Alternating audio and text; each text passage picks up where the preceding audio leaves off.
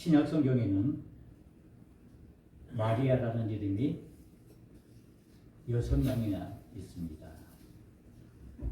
이 마리아라는 뜻은 사랑받는 거, 바다의 별이라는 그런 뜻을 가지고 있습니다. 이 마리아는 그 당시 흔한 여성들의 이름이기도 했습니다. 특별히 우리나라에처럼 영희, 철수 이와 같이 흔한 아주 그런 이름이었습니다. 여러분들이 성경에 나오는 그 마리아 하면 가장 먼저 떠오르는 마리아가 어떤 마리아입니까? 예수님의 어머니 마리아. 그리고 어떤 마리아는 막달라 마리아. 그리고 마르다의 여동생 마리아. 그리고 마가 요한의 어머니가 마리아라는 이름을 가지고 있고, 또 야고보의 어머니가 또 마리아라는 이름을 가지고 있습니다. 그리고 바울서 신 이 로마에 보면은 여기에 마리아라는 여인이 이름이 등장합니다. 그래서 이 신약 성경에는 마리아라는 이름이 6명의 동명이인이 등장하고 있습니다. 우리가 잘 아는 이 예수님의 어머니 마리아는 유다 지파의 다윗의 가문에서 출생한 그런 여인입니다. 우리가 잘 아는 것처럼 이 마리아는 요셉과 약혼을 하고 그리고 나중에는 결혼을 하게 됐는데, 예수님 외에 몇 명의 아들을 낳는가 하면은 4명의 아들을 낳습니다. 그 이름이 야고보, 유다, 요한, 시몬입니다. 예수님에게 이런 형제가 있었던 것이죠. 또 여론 전세라면은 또 딸도 있다고 그럽니다. 그런데 그 딸 이름은 기록되어 있지 않습니다. 그래서 예수님과 예수님의 형제들이 이렇게 성경에 나오는 모습을 보게 됩니다. 바로 이 마리아는 예수님의 육신의 어머니입니다. 이제 특별히 캐톨릭에서는 이 마리아를 성모 마리아로 해서 거의 예수님과 동격인 그런 위치로 이렇게 섬기고 그러는데, 이 마리아의 그 삶의 모습을 통해서 우리가 예수님의 삶의 모습을 연관시켜 볼 수가 있습니다. 그리고 막달라 마리아는 우리가 잘 아는 것처럼 7 귀신에게 아주 어려움을 겪다가 예수님의 능력으로 고침을 받은 그런 여인입니다. 그리고 예수님의 발 앞에 향유를 부은 그 여인을 이 막달라 마리아라고 말을 합니다. 그리고 또 우리가 잘 아는 것처럼 이 막달라 마리아는 예수님이 십자가에서 죽으시고 무덤가에 있을 때 그 무덤을 처음 찾아간, 그래서 예수님의 부활을 처음으로 본 여인 사람이 바로 이 막달라 마리아입니다. 그래서 이 막달라 마리아는 어떤 의미에서 부활의 첫 증인이 되었죠. 그 예수님의 부활하신 모습을 보고 이제 공들을 내려서 많은 제자들에게, 많은 사람들에게 예수님의 부활을 증언하는 그런 귀한 일을 한 여인입니다.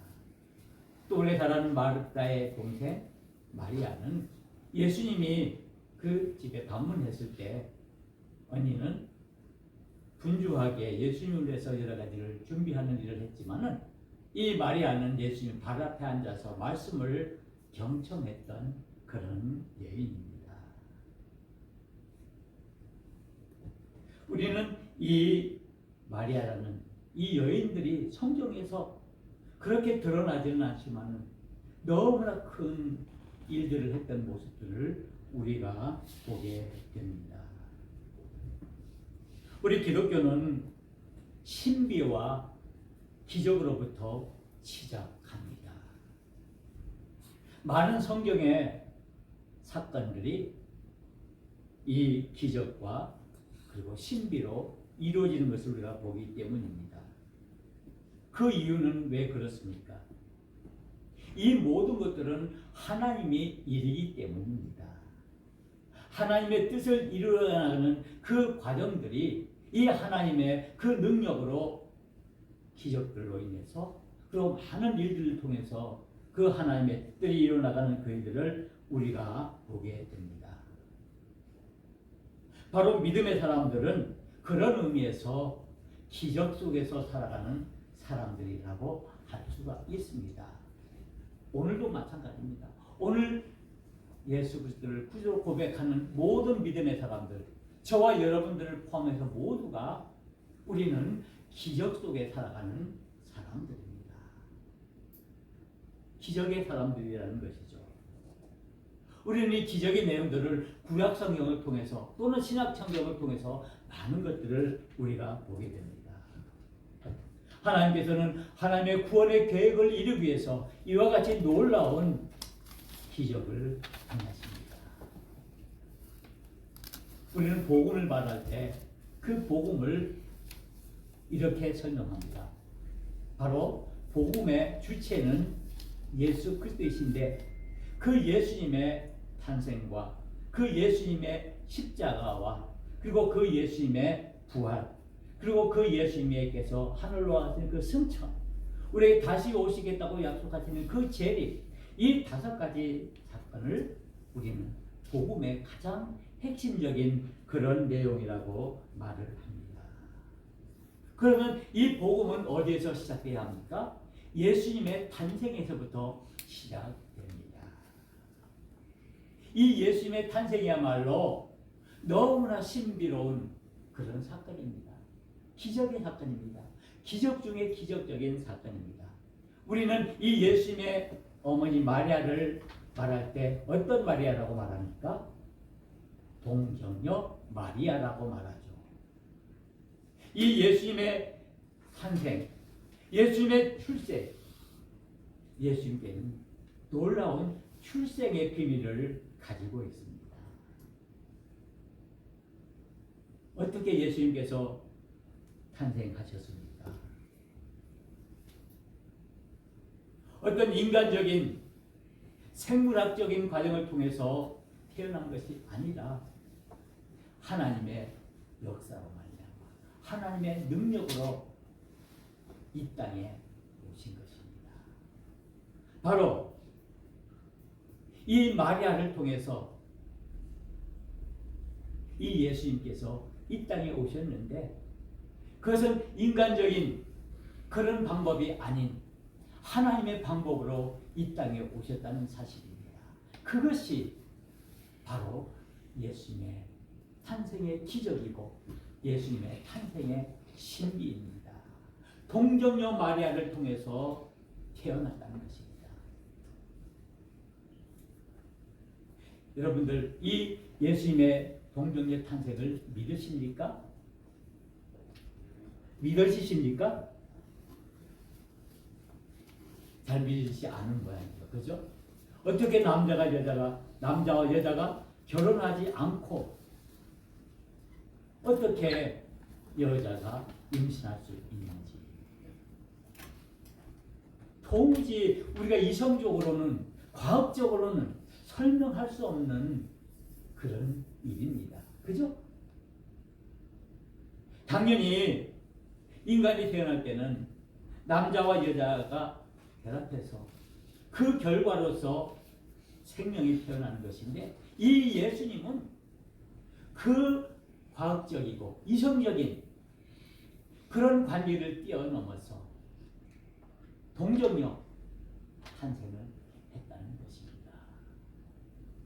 바로 이것은 하나님의 일이기 때문입니다. 우리는 이 사실을 믿고 우리의 믿음이 시작되어야 합니다. 이 사실을 믿지 못하고 우리의 믿음은 이루어질 수가 없습니다. 왜? 예수님의 탄생부터 부정하는데 어떻게 우리가 우리의 믿음을 말할 수가 있습니까? 우리가 어떻게 예수님의 이 동정녀 탄생을 인정하지 않으면서 예수님의 십자가와 예수님의 부활과 예수님의 승천과 그리고 다시 오실 그 예수님의 재림을 우리가 믿을 수가 있습니다. 이 모든 것은 바로 이 예수님의 탄생, 예수님의 출생의 비밀에서부터 시작된 것입니다. 이 일은 하나님의 일입니다. 인간의 일이 아니라 하나님의 일임을 우리에게 말씀하고 있습니다. 예수님은 요셉과 마리아의 아들로 태어났습니다. 그러나 인간적인 방법으로 태어난 것이 아니라 하나님의 방법으로 이 땅에 오셨습니다. 그러면 과연 이 마리아에게 있어서 이 예수님은 과연 어떤 존재였을까요? 그 예수님과 이 마리아의 관계를 우리가 성경 예수님의 탄생에서 십자가를 지시고 승천하는 그 순간까지 그 모든 과정을 이 예수님의 어머니 마리아는 다 보았습니다. 그리고 그 삶의 과정 속에서 직접적이고 또는 간접적인 관계를 맺으면서 과연 이 예수님의 어머니 마리아 마음속에는 이 예수님이 과연 어떤 존재였을까요? 바로 이 예수님은 하나님의 아들로 이 땅에 오신 것입니다. 그래서 이 마리아는 자신을 통해서 하나님을 이 땅에 오시도록 하는 도구의 역할을 했다는 사실입니다. 이 누가복음 1장에 보면은 이제 예수님께서 탄생하시는 그 탄생의 비밀을 우리에게 자세히 설명하고 있습니다. 가장 먼저 이제 일어난 일이 무엇입니까? 천사 가브리엘이 마리아에게 나타나서 예수님이 태어날 것을 미리 예고하는 일을 보여주고 있습니다. 우리는 보통 그것을 수태고지라고 말을 합니다. 예수님이 사람의 몸을 입으시고 마리아를 통해서 태어날 것을 미리 천사를 통해서 알려주신 것입니다. 그런데 그 천사는 누구를 찾아왔느냐? 마리아를 찾아와서 이제 앞으로 너가 아들을 낳을 것인데 결혼은 하지 않았지만은 너를 통해서 이제 아들을 낳을 것인데 그 아들이 누구냐? 바로 예수인데 그가 이 세상을 구원자라고 말을 합니다. 이 가브리엘이 마리아를 찾아서 처음 하는 말이 뭡니까? 처음 하는 말이 마리아를 합니다. 은혜 입은 자여라고 말을 합니다. 은혜 입은 자여 평안할지어다. 은혜를 먼저 말합니다. 이 은혜는 하나님의 은혜를 말하는 것입니다. 하나님께서 너를 통해서 하나님의 뜻을 이루어나가시는 것인데 바로 그것이 너에게 하나님의 은혜가 된다라는 말씀입니다. 하나님의 이 놀라운 구원의 역사가 너를 통해서 일어날 것인데 바로 그것이 너에게는 너무나 놀랍고 신비한 기적과 같은 은혜가 될 거라는 사실입니다. 이 천사의 음성을 들은 이 마리아는 어떻겠습니까? 너무 놀라고 너무나 당황했습니다. 너무나 두려웠습니다. 아니, 내가 결혼도 안 하는데 내가 임신을 해서 아기를 낳는다. 이런 기계망측한 일이 어디 있는가? 라고 한탄하며 깜짝 놀랐을 것입니다. 이렇게 놀라고 당황하는 이 마리아에게 천사는 무서워하지 말라. 놀라지 말라. 너가 이제 하나님의 뜻을 이루기 위해서 내가 이제 아들을 낳을 것이다. 그래서 누가복음 2장 32절에 이렇게 말합니다. 보라 내가 잉태하여 아들을 낳으리니 그 이름을 예수라 하라. 너가 이제 아들을 낳을 것인데 그 아들의 이름을 예수라 하라라고 말씀하고 있습니다. 그 아이에 대해서 자세히 설명해 주고 있습니다. 그 아이는 하나님의 아들이라고 말씀하고 있습니다. 바로 이 가브리엘이 이 마리아에게 나타나서 이 너에게 태어날 그 아이가 바로 하나님의 아들이며 이 세상을 구원할 평화의 왕으로 오신다라고 말씀하고 있습니다.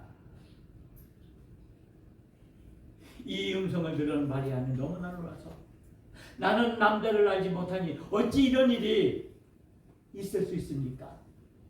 어찌 이런 일이 있을 수 있습니까? 어떻게 이런 일이 나에게 일어날 수 있습니까? 도무지 믿을 수 없는 그런 상황에서 놀라고 당황한 그때 이 가브엘이 이 마리아를 향해서 설득합니다. 누가복음 1장 37절에 있는 말씀입니다. 대저 하나님의 모든 말씀은 능하지 못하심이 없느니라. 이 일은 하나님의 뜻이라는 것입니다. 하나님의 능력으로 하나님의 역사심으로 이 모든 일이 이루어진다라고 말씀하고 있습니다.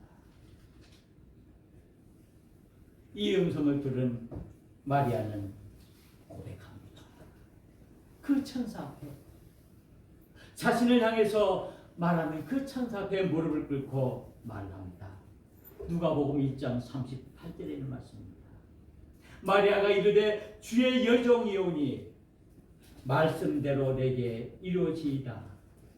말씀대로 이루어지이다. 하나님의 말씀에 대해서 말씀하고 있습니다. 천사 가브엘이 하나님의 말씀대로 너를 통해서 하나님의 뜻을 이룰 것이라고 말할 때 그 마리아는 너무나 놀라고 당황한 상황에 있지만은 그의 무릎을 꿇고 하나님의 음성 앞에 순종한 것입니다. 주의 여종이오니 말씀대로 내게 이루어지이다. 이 음성을 들은 그 가브엘은 그 마리아를 떠납니다. 이로 말미암아 천사 가브엘이 마리아에게 예수님이 태어날 것을 얘기해 줌으로 말미암아 이제 마리아는 마음에 다짐을 합니다. 그래, 내가 이제는 하나님의 말씀에 순종해서 이 세상에서 이성적으로 합리적으로 과학적으로는 내가 도무지 이해하고 받아들일 수 없는 그런 일이지만은 하나님께서 나를 통해서 이 일을 하시기에 내가 이제는 하나님의 말씀에 순종해서 내가 이 일을 감당하겠습니다. 나에게 앞으로 어떤 어려움과 어떤 수치를 내가 당한다 할지라도 내가 이 일을 감당하겠습니다라고 그의 마음이 변합니다. 이 천사의 음성을 들은 이 마리아는 그의 친척인 엘리사벳을 찾아갑니다. 이 엘리사벳은 사가랴의 아내로 제사장입니다. 그리고 마리아와는 그런 친척 관계입니다. 이 엘리사벳은 나중에 이 세례 요한을 낳는데 예수님보다 6개월 먼저 이 세례 요한을 낳습니다. 먼저 이 세례 엘리사벳이 임신을 하였겠죠. 그 나이가 이제 나이를 알 수 없는 그런 상황이었지만은 하나님께서는 또한 이 엘리사벳을 통해서 하나님의 일들을 이뤄나가는 것을 보여주고 있습니다. 그리고 이 엘리사벳은 자기를 찾아온 이 마리아에게 축복합니다. 누가복음 1장 42절에 말씀입니다. 여자 중에 내가 복이 있으며 내 태중의 아이도 복이 있도다.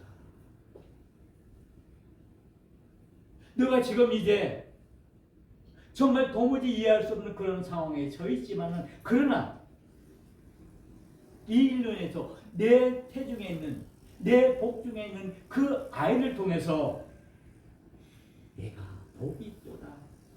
그리고 그 아이도 복의 근원이라는 사실을 말씀하고 있습니다.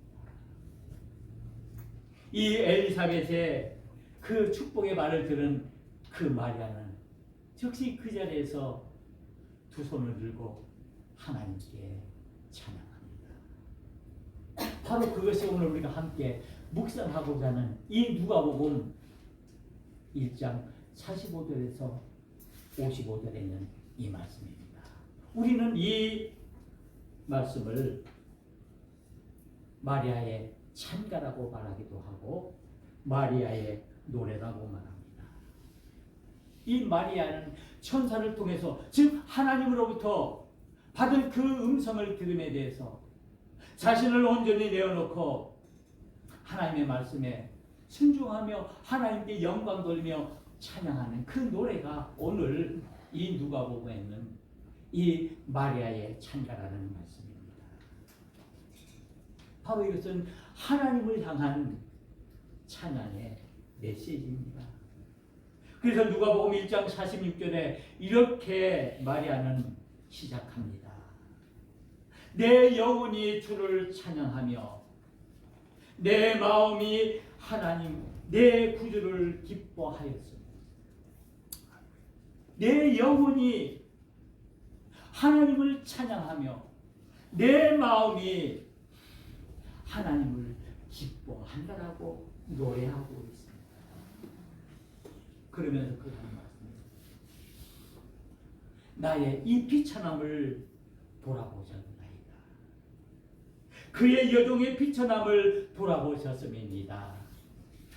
하나님께서 나에게 이와 같이 귀한 은혜를 주신 것은 나에게 은혜를 입게 한 것은 이 비천한 나로 하여금 나를 세워주셨음이라고 고백하는 그 고백입니다. 이 마리아의 찬양이야말로 정말 그 하나님을 향한 진정한 은혜를 입은 자의 고백이라고 할 수가 있습니다.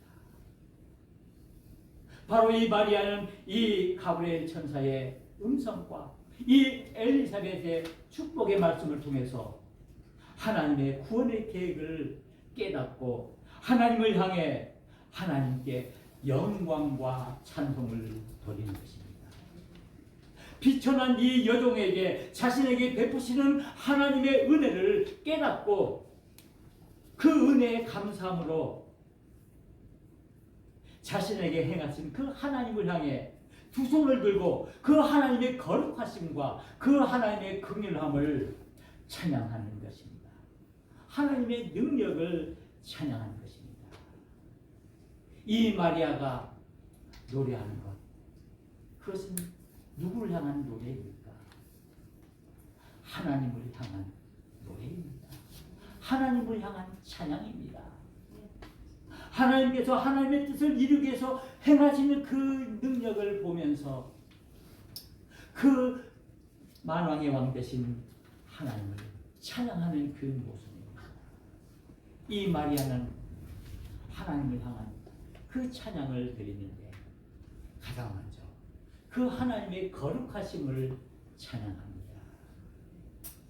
이 거룩은 하나님의 속성입니다. 하나님 자체가 거룩하심입니다. 이 마리아는 그 비천한 인간인 이 마리아는 그 하나님의 거룩하심을 깨닫고 그 하나님의 거룩하심을 찬양하는 것입니다. 그리고 하나님께서는 그 거룩하심을 통해서 선을 이루어 나가시는 그 놀라운 일들을 노래하고 있습니다. 그리고 이 거룩하심을 찬양하는 동시에 이 마리아는 하나님의 그 긍휼의 그 능력을 찬양하고 있습니다. 우리에게 은혜를 베풀어 주시는, 우리에게 구원의 은혜를 베풀어 주시는 그 하나님의 그 긍휼에 대하여 찬양하고 있습니다. 이 긍휼 또한 하나님의 은혜십니다. 바로 하나님은 거룩이시며 하나님은 긍휼이십니다. 그 긍휼은 사랑을 의미합니다. 그리고 그 거룩하시고 그리고 긍휼의 하나님이신 그 하나님은 우리에게 능력을 베푸시는 하나님이라고 찬양하고 있습니다. 그 하나님의 능력은 어떻게 나타납니까? 오늘 말씀에 말씀하고 있습니다. 51절에 있는 말씀입니다. 그의 팔로 그 힘을 보이사 마음의 생각이 교만한 자들을 흩으시고 마음의 생각에 마음의 교만이 가득한 자들을 흩으신 자라고 말씀하고 있습니다. 하나님의 능력이 이와 같다는 사실입니다. 그리고 비천한 자를 높이시다라고 말씀하고 있습니다. 교만해서 권세에 차있는 그런 자들을 내치시고 겸손하게 자신의 비천함을 아는 그런 자들에게 높이시는 분이 바로 하나님이시라고 말씀하고 있습니다. 그 하나님을 찬양하고 있습니다. 그리고 계속해서 말합니다. 줄인 자를 좋은 것으로 배불리셨으며 부자는 빈손으로 내보내셨도다. 가난하고 굶주린 자들을 좋은 것으로 채워주시는 능력의 하나님을 찬양하고 있습니다. 그리고 교만에 가득 차 있는 부자들을 멸시하시고 그들을 내치시는 그 하나님의 능력을 말씀하고 있습니다. 바로 우리 하나님은 공의의 하나님이심을 말씀하고 있습니다. 정의의 하나님이심을 말씀하고 있습니다. 불의를 싫어하시고 불의를 멸하시고 온전한 공의를 세우시는 하나님을 찬양하고 있습니다. 우리의 하나님은 공의의 하나님이십니다. 그리고 그 공의를 통해서 하나님의 사랑을 이뤄나가신다라고 말씀하고 있습니다. 그리고 이 하나님은 하나님께서 우리에게 주신 그 약속의 말씀들을 하나하나 이뤄나가시는 약속의 하나님이라고 찬양하고 있습니다. 그 말씀들이 이루어지는 그 모든 과정들을 이 마리아는 깨달았기에 그는 말씀에 순종하면서 이 말씀이 이루어질 것을 하나님께 찬양하는 찬양의 노래를 하고 있습니다. 그래서 삶의 주관자가 되어주시는 그 하나님을 향해서 우리의 모든 삶의 왕이 되어주시는 그 하나님을 향해서 이 마리아는 노래하며 찬양하고 있습니다. 바로 이것이 하나님을 향한 믿음의 고백이라고 할 수가 있습니다. 하나님 앞에 온전히 서는 믿음의 사람의 모습을 이 마리아의 노래를 통해서 우리에게 보여주고 있습니다. 내가 믿는 하나님은 과연 어떤 하나님이신가? 마리아는 이렇게 거룩하시고 긍휼의 하나님이시고 능력의 하나님이시고 약속을 이루시는 하나님을 고백하며 찬양하고 있습니다. 그렇다면 믿음의 사람들로 택함을 받은 저와 여러분들은 우리의 하나님을 향해서 어떤 고백을 하여야 합니까? 내가 믿는 하나님은 과연 어떤 하나님이십니까? 우리의 삶의 주관자가 되시고 우리의 모든 것을 이끄시는 그 하나님은 과연 어떤 하나님이십니까? 우리의 하나님, 내가 믿는 하나님, 우리를 구원의 은혜로 이끄시는, 그리고 환난과 고통과 역경 속에 있을 때도 결코 우리를 놓지 않으시고 우리를 인도하시는 우리의 삶의 주관자가 되시는 살아계신 하나님이십니다. 그리고 온 우주 만물을 지으시고 창조하신 창조주 하나님이십니다. 아멘. 우리는 이 하나님을 찬양하며 이 하나님을 노래해야 합니다. 우리의 삶에 비록 어렵고 힘든 그런 상황 속에 있다 할지라도 결코 흔들리지 않는 믿음으로 오직 우리의 영원하신 하나님을 찬양해야 합니다. 이 고백이 날마다 우리의 삶 속에서 이루어지기를 간절히 빕니다. 이에 하나님의 음성을 들은 이 마리아는 자신을 통해서 태어날 그 아기가 이 온 세상을 구원할 메시아이심을 알고 그는 이제 하나님의 말씀 앞에 무릎을 꿇고 순종합니다. 이제 마리아의 이 모습은 이 하나님의 그 귀한 음성을 들은 그는 이제 하나님을 향해 마음껏 찬양하며 이제 하나님 앞에 엎드려 고백합니다. 누가복음 1장 38절입니다. 마리아가 이르되 주의 여종이 오니 말씀대로 내게 이루어지이다. 내가 이제 말씀에 순종하겠습니다. 내가 이제는 하나님의 뜻을 내가 알았기에 내가 어떤 상황에 처하든지 나는 흔들리지 아니하고 이제 나는 하나님의 그 구원의 뜻에 참여하며 순종하겠습니다. 도무지 알 수 없는, 도무지 이해할 수 없는 일들이 내게 일어난다 할지라도 나는 하나님의 뜻을 위해서 온전히 내 자신을 내어놓고 순종하겠습니다. 순종의 마리아의 모습을 우리에게 보여주고 있습니다. 마리아는 순종의 사람입니다.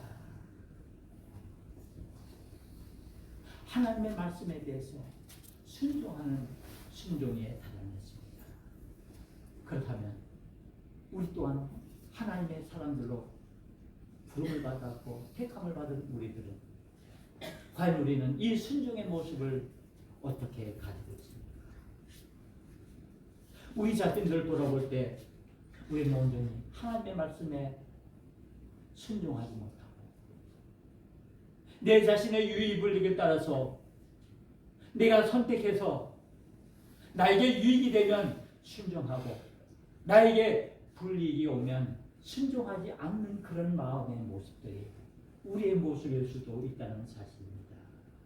우리의 유익만을 쫓으면서 온전히 하나님의 말씀에 순종하지 못하는 우리의 모습. 왜 그렇습니까? 그것은 하나님의 은혜를 진정으로 깨닫지 못하기 때문입니다. 하나님의 은혜를 온전히 깨달은 믿음의 사람은 하나님 앞에 순종할 수밖에 없습니다. 우리가 이기적인 마음이 가졌을 때 우리는 온전히 하나님의 말씀에 순종할 수 없습니다. 이제 우리는 하나님의 은혜를 입은 자들입니다. 저와 여러분들은 하나님의 은혜를 입은 자들입니다. 그러기에 이제 우리는 하나님 앞에 순종하는 믿음의 사람으로 서야 합니다. 그 순종은 하나님께서 원하시는 것, 하나님께서 뜻하시는 그것에 우리의 모든 것을 내어놓는 것을 말합니다. 그래서 성경은 이 순종이 제사보다 낫다라고 말씀하고 있습니다. 진정으로 하나님께서 우리에게 원하시는 것은 하나님께 대한 말씀에 대한 순종입니다. 그리고 이 순종이 바로 헌신으로 이어짐을 봅니다. 이 마리아는 그 하나님의 구원의 계획을 깨달은 그 은혜를 입은 자로 하나님의 말씀에 순종하면서 이제는 그 자신을 온전히 내어놓기를 결단합니다. 바로 그것이 헌신입니다. 이 헌신은 순종의 믿음이 있을 때 가능한 것입니다. 내가 주님을 위해서, 교회를 위해서, 하나님을 위해서 내 자신을 내어드리는 것이 헌신이라면 내 자신을 포기하고 내 자신을 드리는 것이 헌신이라면 그것은 은혜를 입은 사람만이 할 수 있는 가장 귀한 믿음의 행동입니다. 이 헌신은 순종을 통해서 나타납니다. 겉으로만 우리는 헌신할 수 없습니다. 우리는 모든 것을 온전히 하나님께 드리는 것, 내 자신을 내려놓고 내 자신을 포기하고 내 자신을 온전히 드리는 것, 그것이 온전한 헌신입니다. 나는 하나님께 헌신하고 있습니까? 나는 믿음의 사람으로 택함을 받았지만은, 나는 하나님의 은혜를 입었지만은, 하나님의 말씀에 순종한다고 하지만은 과연 내가 얼마나 하나님을 위해, 주님을 위해 드리고 있습니까? 헌신하고 있습니까? 헌신은 믿음의 척도입니다.